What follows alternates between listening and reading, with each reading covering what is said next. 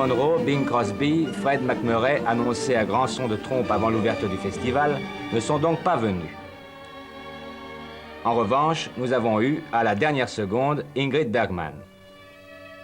Mari et femme se sont quand même retrouvés aux îles. Au-dessus d'eux, le beau temps ouvrait l'œil unique et démesuré du ciel, sans pouvoir percer cependant le secret du vague à l'âme d'Ingrid Bergman et de Roberto Rossellini. Vous savez, quand j'étais très jeune en Suède, j'ai toujours rêvé venir à Paris. Je ne sais pas pourquoi, je crois que c'était mon amour pour Jeanne d'Arc, peut-être. Et une femme sort dans la foule et vient vers moi. Je pensais que c'était quelqu'un qui a voulu l'autographe. C'était Marcel. Je lui ai dit, qui êtes-vous? Elle dit, c'est moi qui ai écrit la pièce.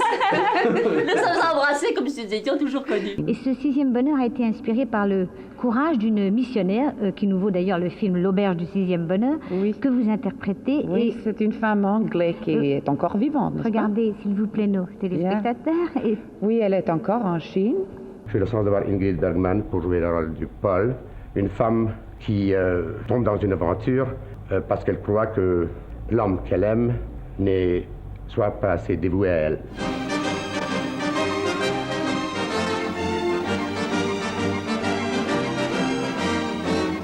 Vous menez une vie discrète sans publicité, c'est-à-dire qu'il y a des discrétions publicitaires. Et vous, vous avez la discrétion discrète. Ah oui, mais c'est peut-être maintenant, ces dernières années, que j'ai réussi à ça, parce qu'avant, ma vie était assez publique. Vous avez une fille qui veut faire du cinéma ou du théâtre, je crois. Oui. Vous l'encouragez? Oui, je trouve que c'est un métier merveilleux. Vous voulez faire du cinéma et du théâtre pendant de longues années encore, ou vous estimez qu'il faut vous arrêter à un moment donné, dans 10, dans 15, dans 20 ans? Non, je m'arrête quand le public ne veut plus me voir.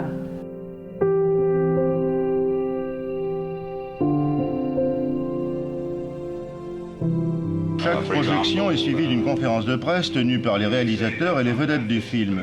Mais la personne qui est la plus sollicitée pour les interviews reste la présidente du jury, Ingrid Bergman. Le cinéma est un art en mutation permanente.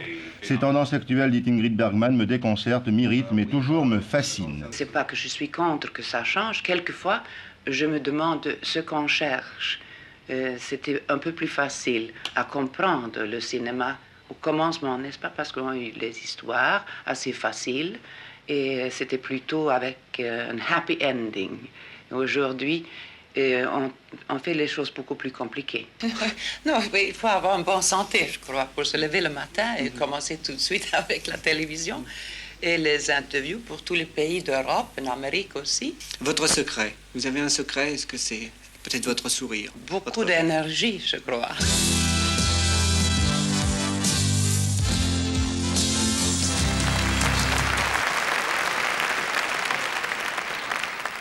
On m'a demandé de venir ici pour donner un César et je suis heureuse et très fière d'avoir un des premiers nouveaux-nés. Et je suis sûre qu'elle sera contente de joindre ses frères Oscar ce soir à la maison.